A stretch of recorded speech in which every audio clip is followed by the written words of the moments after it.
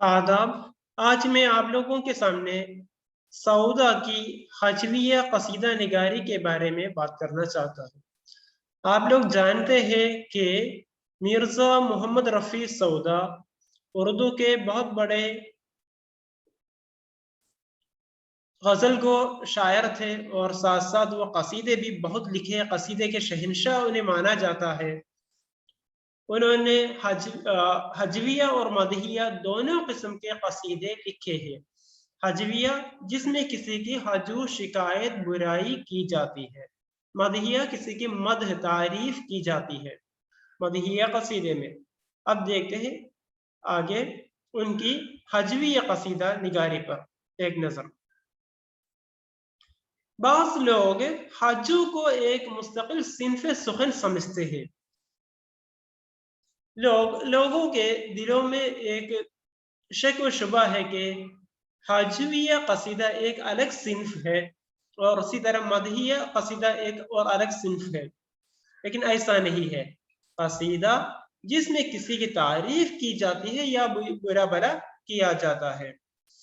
यहाँ पर ये जो हजविया कसीदा और मदहिया कसीदा दोनों कसीदे की किस्में हैं। बाज़ लोग इसको हजू को एक मुस्तकिल एक परमानेंट सिन्फ सुखन सिन्फ शायरी मानते हैं, हालांकि ये भी एक कसीदे की एक किस्म है। जो नज्म किसी की मुज़म्मत में किसी की जो बुराई भलाई किसी की जो बुरा भला बयान किया गया हो और उसमें उस पर लिखी गई नज्म हो, उसको हजविया कसीदा कहलाता है। उसमें लिखने वाले का यानी शायर का उसमें उनका जो नफरत है, गुस्सा है, उसका इजहार होता है। वो दरअसल इस किस्म के जो हजविया किस्म के असास है, बेस है, प्रिंसिपल है। जैसे किसी की जो हुस्न और पसंदीदगी, अच्छे अखलाक, मिजाज मदहिया कसीदे का अहम और असास होता है। उसी तरह यहाँ पर किसी की बुरा भला या किसी की मुज़म्मत हजविया कसीदे का अहम जुज़ू होता है। लेकिन जहाँ कसीदा एक मखसूस हैयत का पाबंद है, हजू के लिए इस तरह की कोई पाबंदी नहीं है, हैयत की पाबंदी नहीं है। സാധാരണഗതിയിൽ നമ്മുടെ കസീദയ്ക്ക് ഒരു സിസ്റ്റം ഉണ്ട്, ഒരു ഹയ്യത്ത് ഉണ്ട്. ആ ഹയ്യത്ത് ഹജുവിൽ പാലിക്കപ്പെടാറില്ല. चुनांचे हजू की शनाख्त का वाहिद वसीला मौजू की तयीन शायर का रवैया है. അപ്പൊ നമുക്ക് എങ്ങനെ ഹജ്വിയ കസീദയെ തിരിച്ചറിയാൻ പറ്റും? वो उसका मौजू की तयीन यानी उसके जो मौजू के जरिए उसमें जो कुछ എന്താണ് വിഷയം അവതരിപ്പിച്ചിരിക്കുന്നത് അതിന്റെ ബേസിലാണ് നമ്മൾ എന്ത് ചെയ്യുക, അത് ഹജ്ജു ആണോ അല്ലേ എന്ന് നമ്മൾ എന്ത് ചെയ്യുക, ഐഡന്റിഫൈ ചെയ്യുക. अगर शायर किसी फर्द वाक़े या शे की तज़लील करता है, मुज़म्मत करता है, तो वो हजू होगी। इस मनफी रद्द-अमल के इजहार के लिए शेरी हय्यतों में किसी का भी इंतखाब किया गया हो. अब अयाൾ എന്താണ് ചെയ്തത്? इस तरह की एक मनफी रद्द-अमल, एक नेगेटिव रद्द-अमल उसके इजहार के लिए एक नेगेटिव तरीके से यानी बुरा भला उनका जो बयान किया जाता है, इजहार किया जाता है, और उसके लिए कोई भी शेरी हैयत का इस्तेमाल किया जाए, वो उसके लिए आजाद है, वो उस तरह कर सकते हैं. അവർക്ക് എന്ത് ചെയ്യാം, ഹജ്ജു എഴുതാൻ വേണ്ടി ഏതൊരു ഹയ്യത്തും ഏതൊരു സ്റ്റൈലും ഇവർക്ക് എന്ത് ചെയ്യാം, ഫോളോ ചെയ്യാവുന്നതാണ്. हजू निगार अपने मुखालिफ को तबाह व बर्बाद कर देना चाहते हैं. यानी हजू निगार അയാൾ എന്താണ് ചെയ്യുക, കിസിക്ക് ബുരാ ഭല എന്നുള്ളതല്ലേ, അപ്പൊ അയാൾ എന്ത് ചെയ്യും, खुलकर उनको जो तबाह व बर्बाद करके देखना चाहते हैं. അവരെന്താണ് അവരുടെ ആരെ കുറിച്ച് കൊണ്ടാണോ പറയുന്നത്, അവരുടെ ശത്രു ആരാണോ അവരെ എന്ത് ചെയ്യണം, പൂർണ്ണമായിട്ട് തബാഹ് ബർബാദ് കർക്കെ ദേഖ്ന ചാഹത്തെ ഹെ, അവരെ ഇല്ലാതാക്കാൻ വേണ്ടിയിട്ട്, അല്ലെങ്കിൽ എന്താണ് അവരെ അത്രയും മോശമായിട്ട് കാണാനാണ്, അല്ലെങ്കിൽ തകർന്ന് കാണാനാണ് ആഗ്രഹിക്കുക. ഹജു ഐസി ഹോ जो उसे सफ़े हस्ती से मिटा दे, अदायद इस सफ़े हस्ती मीन्स इस दुनिया से जिसकी जो हजू की जाती है और उसको मिटा देना चाहते हैं, उसी अंदाज में लिखा जाता है. अगर ये मुमकिन नहीं है तो कम अज कम उनकी उतनी तजलील कर दे. എന്ത് ചെയ്യും, അതിന് അവർക്ക് സാധിക്കില്ല എന്നുണ്ടെങ്കിൽ എന്ത് ചെയ്യും, उतनी तजलील, उनकी जो जिल्लत कर दे, അവർ അത്രയും അപമാനിതരാക്കും. എത്രത്തോളം? किसी को मुंह दिखाने के लायक न रहे, അവർക്ക് മറ്റൊരാൾക്ക് മുഖം കാണിക്കാൻ പോലും പറ്റാത്ത ഒരു അവസ്ഥയിലേക്ക് വരെ മാറ്റിയിടും. हजू निगार अपनी नफरत और गुस्से पर काबू रखने का अहल नहीं होता. हजू निगार എന്ന് വെച്ചാൽ ഹജു लिखने वाला അവരെന്ത് ചെയ്യും? अपने जो नफरत है और गुस्सा है उसको कभी भी अपने जो काबू में रखने का अहल नहीं रहता. मीन्स അവർക്ക് അവരുടെ ദേഷ്യം കൺട്രോൾ ചെയ്യാൻ പറ്റില്ല എന്ന് പറഞ്ഞാൽ എന്താണ്? അവർ അത്രയും ദേഷ്യത്തോടു കൂടിയായിരിക്കും, നിരോധത്തോടു കൂടിയായിരിക്കും ഈ ഹജ്വിയ ഖസീദ लिखते हैं.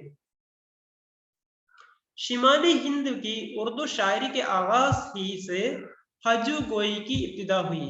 यानी शिमाली हिंद में जब से उर्दू शायरी का आगाज हुआ तब से ही ये जो हजू गोई का भी आगाज हुआ. इस सिलसिले में मीर जाफर ज़िदली गालिबन पहले हजू गो शायर है. यानी मीर जाफर ज़िदली को അദ്ദേഹത്തെയാണ് ഉറുദുവിലെ ആദ്യത്തെ ഒരു ഗസൽ ഹജു ഗോ ഷായറായിട്ട് പരിഗണിക്കപ്പെടുന്നത്. लेकिन हजू गोई को बाकायदा फनी सूरत है, एक आर्ट के तौर पर सऊदा ने ही उसको उभारा, निखारा, उसी मुकाम तक पहुंचा दिया. अब देखते हैं हजविया में सऊदा, यानी सऊदा ने जो कुछ हजू लिखे हैं और उसके बारे में.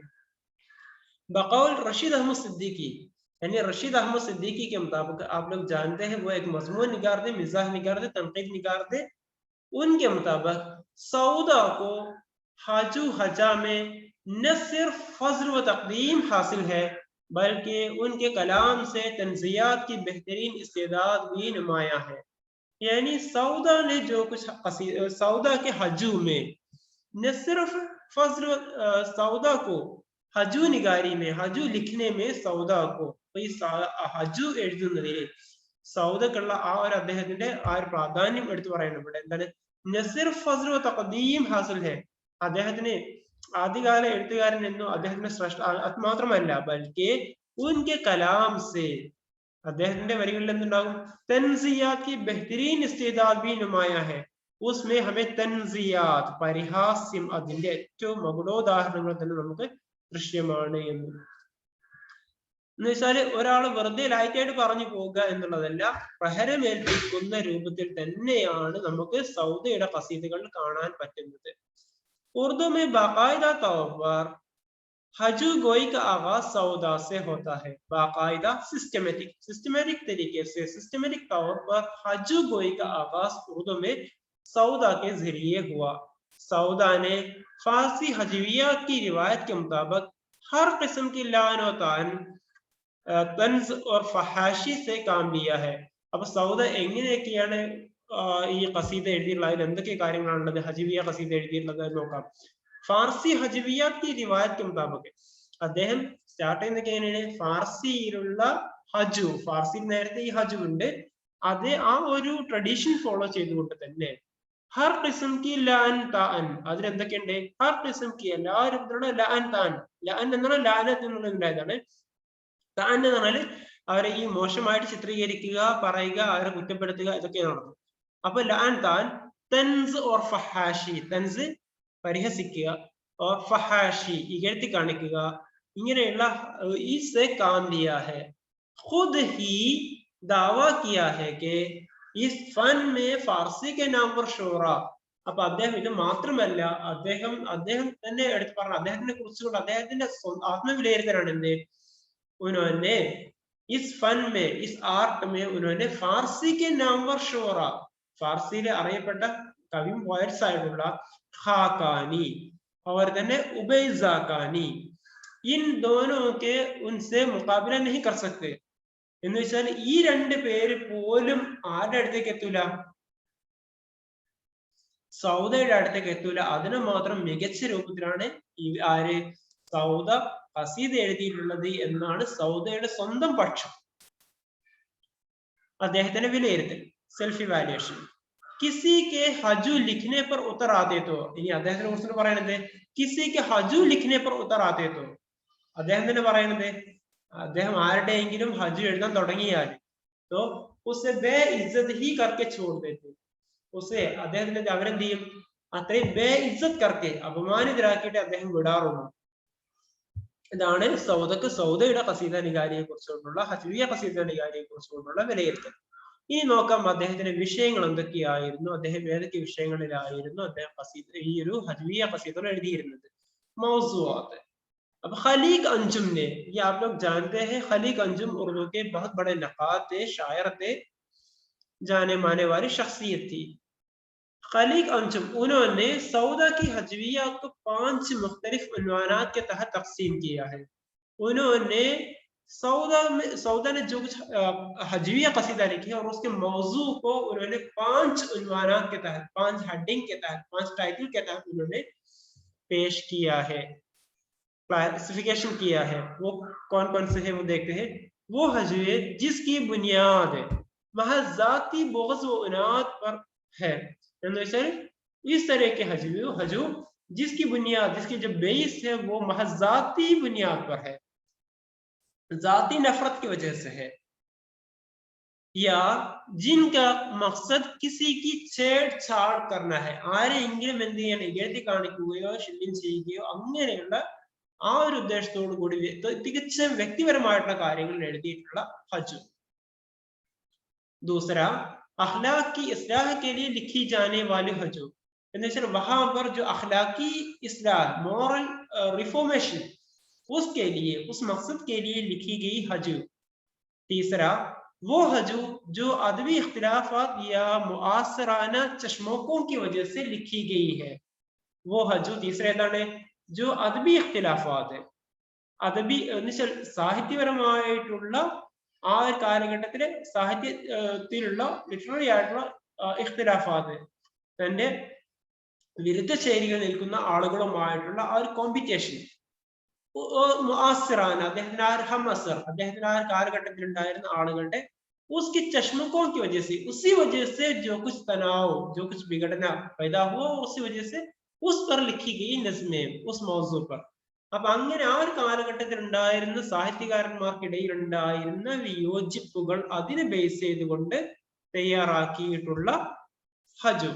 ഇനി അടുത്തത് പാഞ്ചുവാ, वो हजू जिनमें अपने दौर की सियासी अबतरी और बदहाली का जिक्र हो, उसका बदहाली का मुज़हिका उड़ाया हो. അപ്പൊ ഇതില് എന്താണ് ഉണ്ടാവുക, वो हजू जिसमें अपने दौर के തന്റെ കാലഘട്ടത്തിലുള്ള സിയാസി, പൊളിറ്റിക്കൽ ആയിട്ടുള്ള, അതുപോലെ തന്നെ മാലി, എക്കണോമിക്കൽ ആയിട്ടുള്ള ബദ്ഹാലി का जिक्र हो और इस पर उन्होंने मुज़हिका यानी तज़हीक किया गया हो, അതിനെ കുറിച്ചുകൊണ്ട് പരിഹസിച്ചിട്ടുള്ളത്. ഇങ്ങനെയുള്ള 5 കാറ്റഗറിയാണ് നമുക്ക് കാണാൻ പറ്റുന്നത്. इन्हीं मौज़ूआत की रोशनी में हम सौदा की जो हजवियात की जायजा ले सकते हैं. इनी അടുത്തതാണ് हजविया कसीदा तज़हीक रोजगार, यानी दर हजू अस्ब. हमारे सबक का जो हिस्सा है वो कसीदा है तज़हीक रोजगार. उसे दर हजू अस्ब के नाम से भी जाना जाता है और उसके बारे में यहाँ पर जो कुछ लिखा है वो उसके बारे में हम अभी बात करते हैं. शख्सी हजुओं से कता नजर तज़हीक रोजगार सौदा का मशहूर हजविया कसीदा है. ये जो आम तौर पर हमने जो कुछ इनके जो ये जो कसीदा है तज़हीक रोजगार या दर हजू अस्ब, ये कोई शख्सी हजू नहीं है, किसी की जो पर्सनली अटैक नहीं है, किसी के किसी की जो पर्सनली जो शख्सी तौर पर किसी की बुरा भला नहीं है इसमें, जिसमें बज़ाहिर एक घोड़े की हजू की गई है, जिसमें ज़ाहिरी तौर पर जब हम पढ़ेंगे तो हमें मालूम होगा इसमें घोड़े की शिकायत है, लेकिन उसका मकसद मुगल सल्तनत और बिलखुसूस उसके अस्करी निज़ाम की कमजोरी पर तंज है. लेकिन उसको हम पढ़ते वक्त हमें मालूम होगा, या गहराई के तौर पर जब हम जाएंगे तो उस वक्त नादा करेंगे तो उस वक्त हमें मालूम होगा. तो ये जो कसीदा लिखे है उसका मकसद मुगल सल्तनत बिलखुसूस खासकर उसका अक्सरी निज़ाम, उसके जो फौजी निज़ाम है, सिपहसालारी का जो निज़ाम है, उसकी कमजोरी, उसकी कमियों पर तंज किया है, मजाक किया है, അതിനെ കളിയാക്കുകയാണ്, പരിഹസിക്കുകയാണ് ഇതിലൂടെ ചെയ്തിട്ടുള്ളത് ഈ ഖസീദയിലൂടെ. سعودہ نے یہ قصیدہ اپنی شاعری کے ابتدائی زمانے میں کہا. അദ്ദേഹം എന്ന് എഴുതിയാണ് ഈ قصیدہ اپنے ابتدائی زمانے میں اپنے جو شعر و شاعری کی جب ابتدا کی گئی اور اسی دور میں انہوں نے یہ جو قصیدہ لکھا ہے جس میں فنی مہارت کا ثبوت دیا ہے. اس میں جو فنی مہارت کا ثبوت دیا ہے خود سعودہ کی دوسری ہجوؤں میں اس کی کوئی مثال نہیں ملتی. یعنی اس قصیدے میں اس ہجویہ قصیدے میں انہوں نے جو اپنی جو مہارت کا جو ثبوت دیا ہے وہ کسی ان کی جو دوسری ہجوؤں میں ہمیں نظر نہیں آتی. یعنی اتنے جو عمدہ اتنے جو کمال کے ساتھ انہوں نے یہاں پر پیش کیا ہے. اس میں کیا کیا بیان کیے ہیں؟ اس میں جو عام خاص طور پر دو چیزوں کے جو حوالے سے اس میں بات کی گئی ہے. ایک گھوڑا اور تلوار. گھوڑا ഹോഴ്സ് اور തൽവാർ സ്വാഡ്. അപ്പൊ ഇത് രണ്ടും എന്ന് വെച്ചാൽ ഗോഡ എന്നുള്ളത് നമ്മൾ പറയാം ഹോഴ്സ് പവർ. നമ്മൾ മോട്ടറിന്റെ ഒക്കെ സ്പീഡ് കാര്യങ്ങളൊക്കെ പറയാൻ വേണ്ടി നമ്മൾ പറയാറുണ്ട് ഹോഴ്സ് പവർ ഇത്ര HP എന്ന് പറയാറുണ്ട്. തൽവാർ എന്ന് പറഞ്ഞാൽ വാള് എന്ന് വെച്ചാൽ നേരിട്ട് യുദ്ധം ചെയ്യുവാനുള്ള. അപ്പൊ ഇതിന്റെ രണ്ടും എത്രത്തോളം സ്ട്രോങ് ആണോ അത്രത്തോളമാണ് ഒരു സൈന്യത്തിന് ഒരു സൈനികന് ഏറ്റവും ആവശ്യമുള്ള രണ്ട് സംഗതികളാണെന്ന് അദ്ദേഹത്തിന്റെ ഉപയോഗിക്കുന്നത്. അദ്ദേഹത്തിന്റെ സവാരി യാത്ര എന്തായിരിക്കണം? നല്ല ഉഷാറായിരിക്കണം. രണ്ടാമത്തേതാണ് തൽവാർ എന്നുള്ളത്. ये दोनों घोड़ा और तलवार मुगल अस्करी निजाम के दो बुनियादी हवाले हैं. പഴയ കാലഘട്ടത്തിൽ ഇപ്പോ എന്ന് വെച്ചാൽ അത്യാധുനിക ആയുധങ്ങളും ഉപകരണങ്ങളും ഒക്കെ ആയി, വാഹനങ്ങളായി എല്ലാം ആയി, ഹെലികോപ്റ്ററുകളായി, യുദ്ധ വിമാനങ്ങളായി എല്ലാം ആയി. അപ്പൊ പഴയ കാലത്ത് പ്രത്യേകിച്ച് മുഗൾ ആ ഒരു അസ്കരി നിസാം फौजी निजाम की जो बुनियादी चीजें थी वो घोड़ा और तलवार थे. खुसूसन घोड़ा जिसकी क़ुव्वत पर पहले मुगल बादशाह जहीरुद्दीन बाबर ने मुकामी फौजियों की शिकस्त दी थी. അപ്പോ ഈ മുഗൾ സാമ്രാജ്യത്തിന്റെ തുടക്കക്കാരനായിട്ടുള്ള जहीरुद्दीन बाबर उन्होंने अपने जो घोड़े और तलवार के जोर से यहाँ के जो मुकामी जो बादशाह थे, राजा थे, उनकी फौजियों को शिकस्त दे दी थी, उनको हराया था. जो उसके बाद भी तवील अरसे तक, तवील एक लंबे जमाने तक, कई साल तक ये जो फौजी खिदमत में मरकजी अहमियत हासिल रहा. यानी कई साल तक ये जो घोड़ा और तलवार उसको अहमियत हासिल रही फौजी निजाम में. मुगल सल्तनत के सियासी व तहजीबी जवाल के नतीजे में उसका अस्करी निजाम कमजोर होकर मुंतशिर होना शुरू हुआ. यानी मुगल सल्तनत उसके जो सियासी व तहजीबी पॉलिटिकली एंड कल्चरली जब उसका जवाल हुआ, जवाल അതിന്റെ ഒരു സ്ട്രോങ് കുറഞ്ഞ സമയത്ത് उसके नतीजे में उसके इनके अस्करी निजाम, उसके जो फौजी निजाम है वो भी कमजोर होने लगे और इनके साथ जो फौज थे वो भी बिखरने लगे. ऐसे वक्त में जो दरबारों से जो मुंसलिक फौज थे उनको तनख्वाह देने के लिए भी शाही खजाने में रुपया नहीं रहा. അപ്പൊ അങ്ങനെയുള്ള ഒരു കാലഘട്ടത്തിൽ ഈ മുഗൾ സൈന്യത്തിൽ നിൽക്കുന്ന ഈ സൈനികർക്ക് പോലുമുള്ള ശമ്പളം കൊടുക്കാൻ പോലും ഖജനാവിൽ പൈസ ഇല്ലാതായി. സിപ്പാഹിയോനെ തങ് ആകർ തൽവാറെ ഖോലി. ആ സമയത്ത് ആ സൈനികർ എന്ത് ചെയ്തു? അവരൊക്കെ വാളും വരാൻ തുടങ്ങി. എന്ന് വെച്ചാൽ ആ സ്വന്തം രാജ്യത്തിന് എതിരാവാൻ തുടങ്ങി. और खाने की तलाश में दूसरे कामों में लग गए. ഇവരൊക്കെ എന്ത് ചെയ്തു? खाने की तलाश में दूसरे कामों में लगे. ഭക്ഷണം കഴിക്കണമെങ്കിൽ വല്ല മറ്റു ജോലിക്കും പോകണം എന്ന് പറഞ്ഞുകൊണ്ട് അവരെന്ത് ചെയ്തു? മറ്റു ജോലികളൊക്കെ അന്വേഷിച്ച് പോകാൻ തുടങ്ങി. ജഹാ नवाब के पास खुद खाने के लिए कोई माकूल जरिया न बचा हो वहां घोड़े को क्या खिला सकता था. ഇവിടെ എന്താന്ന് വെച്ചാല് ഈ ഇങ്ങനെയുള്ള സൈനികർക്കും മറ്റും ഒന്നും അവർക്ക് കഴിക്കാൻ പോലുമുള്ള ഭക്ഷണം അതില്ലാതിരിക്കുന്ന സമയത്ത് പിന്നെ അവരുടെ കുതിരയുടെ അവസ്ഥ പറയാനുണ്ടോ? അതിനെന്ത് കിട്ടും? नतीजतन ताकत और शौकत के जामिन घोड़े की हालत भूख से लागरी के सबब खस्ता हो गई. ऐसे वक्त में उसके नतीजे में as a result of it जो ताकत और शौकत के जामिन उनके पास जो ताकत और शौकत थी वो तो अब बदतर हो गई, खराब हो गई.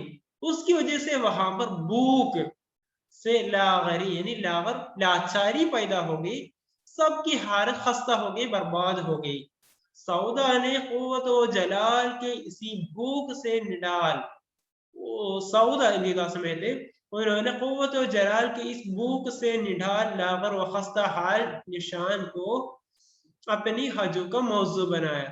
سودا نے اس سچویشن کو، اس حالات کو انہوں نے اپنے جو قصیدے کے ذریعے، حجو کے ذریعے پیش کیا اس قصیدے میں۔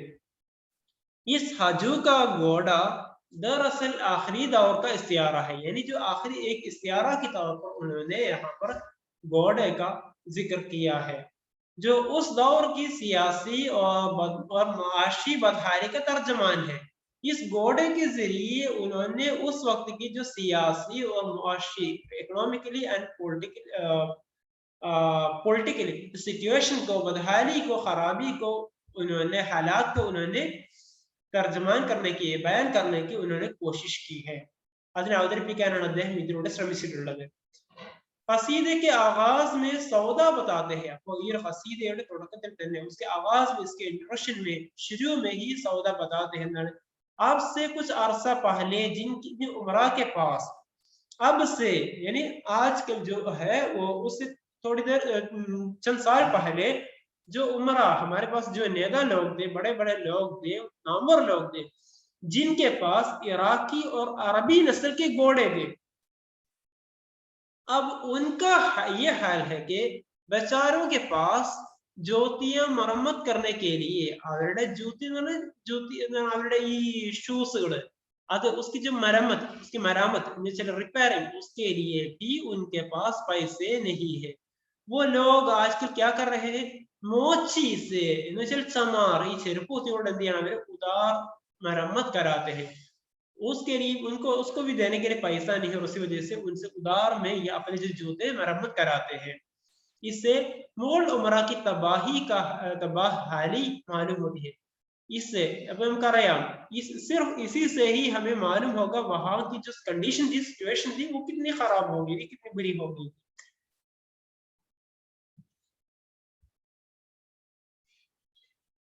وہ بیان کرتے ہیں، اب دیکھتا ہوں میں کہ زمانے کے ہاتھ سے موچی سے کشف پا کو گھٹاتے ہیں وہ تھا۔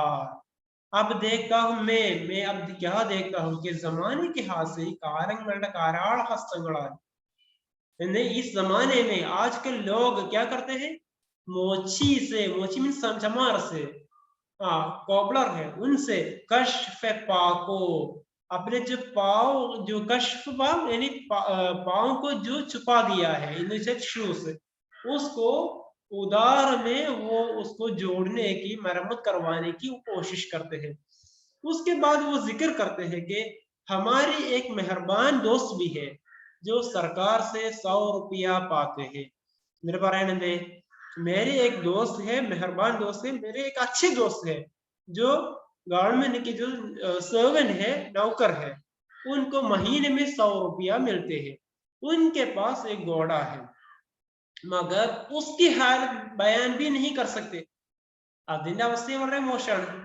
گھوڑے کے کھانے کے لیے دانا اور گھاس نہیں ہے، گھوڑا അതിനെന്ത് വേണം، کھانا چاہیے، وہ دانا اور گھاس، پلے، یہ دونوں چیز وہاں پر اس کو کھلانے کے لیے نہیں ہے، اور اسی طرح اس کی رکھوالی بھی موجود نہیں ہے، اور اس کو جو ٹریٹمنٹ کرنے کے لیے جو لوگ چاہیے وہ بھی نہیں ہے۔ خوراک نہ ملنے سے، کھانا نہیں ملنے سے وہ زمین پر بیٹھنے اٹھنے کے قابل نہیں ہے۔ എന്ന് വെച്ചാല് ഇന്നത്തെ അവസ്ഥ എന്താണ്، یہ خوراک نہیں ملنے سے، کھانا نہیں ملنے کی وجہ سے ہمارے یہ جو گھوڑے ہیں وہ زمین پر بیٹھ بھی نہیں سکتے، اٹھ بھی نہیں سکتے، ഇരിക്കാനും എണീക്കാനും പറ്റാത്തൊരവസ്ഥയിലാണ് എത്തിയിരിക്കുന്നത്۔ ان کے فاقوں کا حساب لگانا مشکل ہے، ان کی جو حالات وہ بیان کرنا ناممکن ہے۔ اگر گھوڑا لے کر بازار سے گزرے تو، اگر اس گھوڑے کو لے کر جب میں بازار سے گزر جاؤں، بازار سے چلا جاؤں، تو قصائی پوچھتا ہے، اس وقت یہ جو അറവുകാർ ചോദിക്കുന്ന قصائی അറവുകാർ അവർ ചോദിക്കുന്നത്، ہمیں کب کرو گے یاد، ہمیں یاد کب کرو گے، നമ്മൾ എപ്പോഴാണ് ഓർക്കുക، ഇനി ഓർക്കാനേ നമുക്ക് തരാനായില്ലേ، വിൽക്കാനായില്ലേ എന്ന് ചോദിക്കും۔ फाकों की कसरत से घोड़ा इतना नाताकती हो चुका है എന്ന് വെച്ചാല് फाकों की कसरत की वजह से, फाके की वजह से, भूख की वजह से घोड़ा इतना नाताकत, इतना ज़ईफ हो चुका है, बर्बाद हो चुका है कि उसमें हुनहुनाने की ताकत भी नहीं है. അതിനെന്താണ് ഒന്ന് ശ്വാസം അയക്കാൻ പോലുള്ള എന്തില്ല, താക്കത്ത് नहीं है. अब ना ताकती के बाइस अब हवा भी उड़ा के ले जा सकती है. अब उसकी जो इतना कमजोर हो गया है कि वो शायद हवा में भी उड़ सकता है. കാറിന് പോലും പറന്നു പോകാൻ സാധ്യതയില്ല ആ ഒരു അവസ്ഥയിലുള്ളത്. जिसके जिस्म पर जख्म है, അതിന്റെ ശരീരത്തിലേക്ക് എന്താണ് जख्म है, മുറിവുണ്ട്. जिन पर जा बजा मक्खियां बैठती है. जा बजा मीन्स जगह जगह, हर जगह मक्खियां, मक्खी ईचा बैठती है, बैठने लगे हैं.